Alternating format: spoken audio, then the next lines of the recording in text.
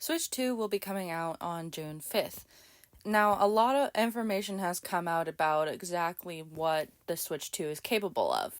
I'm not really here to talk about the performance or the screen. If you have been following the news, you know about all of this information. What I want to talk about today is exactly what I'm looking forward to with the Switch 2. The higher capability of this machine means that we can see a higher performance of games that will be coming out. Now, you might be comparing this to the Steam Deck or another handheld console that emulates games. It's important to remember that this is a machine by Nintendo, a major corporation that's been around for a million years by this point. And what I'm looking forward to the most out of this system is to see exactly what kind of indie games we can be expecting to come out in the following years. If you don't play a whole lot of indie games, your immediate thought might be a game that's made in RPG Maker or a similar program, a super simple game that doesn't need a whole lot of power to run. But I mean mostly games like Power Wash Simulator or Pal World, games that are developed for a long time and end up on the Switch but don't perform very well, or maybe they can't put the full capability of the game on the system. Games that people mostly ignore because they can't reach a wider audience.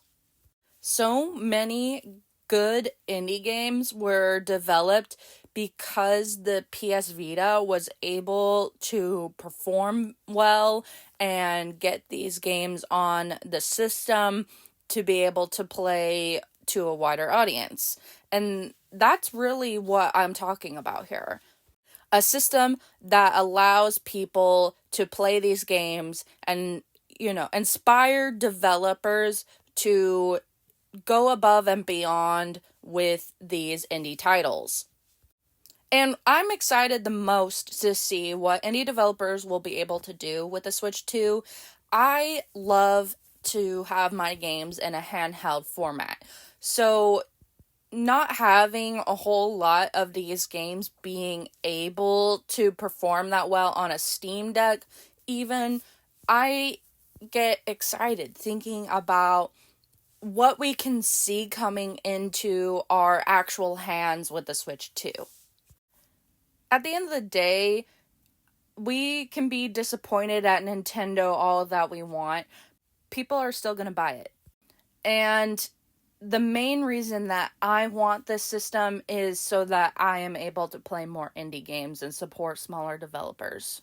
With pre-orders set to come out on May 8th, I did register my interest in getting a Switch 2 and Nintendo, but if I don't get the chance to pre-order this, I'm gonna go get this in a year or so and get it from somewhere else. If you truly believe that Nintendo is making a huge mistake with the choices that they have made for the Nintendo Switch 2, don't buy the machine from them. Buy it from somewhere else. Don't give in to FOMO or the fear of missing out to get this system when everybody else is getting the system.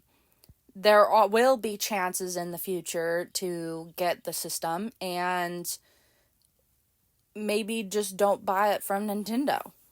A lot of people are making the decision not to get this at all due to not wanting to support the company, but you can still get the system from a different source.